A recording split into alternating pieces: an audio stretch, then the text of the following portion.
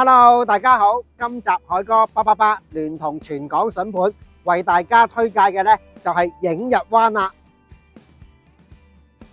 映日灣呢就係由益京發展嘅，就位於楊屋道88號，而屋苑呢就由3座大樓合共提供呢就840伙，而房間嘅間隔呢就由開放式1房至5房都有提供㗎。喺民生配套方面咧，就十分便利嘅，鄰近咧全新天地、楊屋道街市。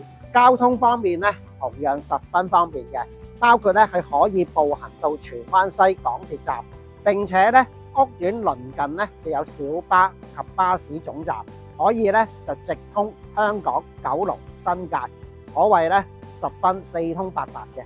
嗱，今日咧我就嚟到映日灣屋苑嘅現場啦。準備為大家介紹我要推介俾大家嘅單位，好，跟我嚟。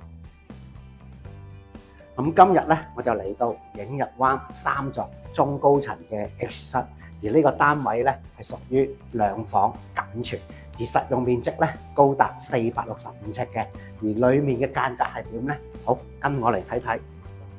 咁一入到嚟咧，同樣啦，都會見到係以長廳設計，足足咧有2.9米乘5.4米，而樓底咧同樣都超過2.8米嘅。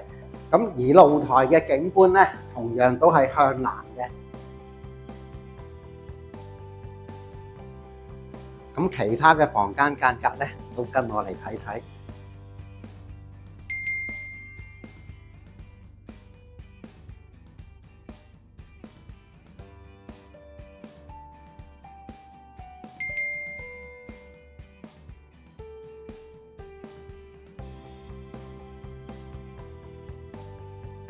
咁啊，順帶一提啦，大家都有留意到呢個單位嘅業主咧，就花咗好多心思，用好多原木嘅家具咧去裝修呢個單位噶啦。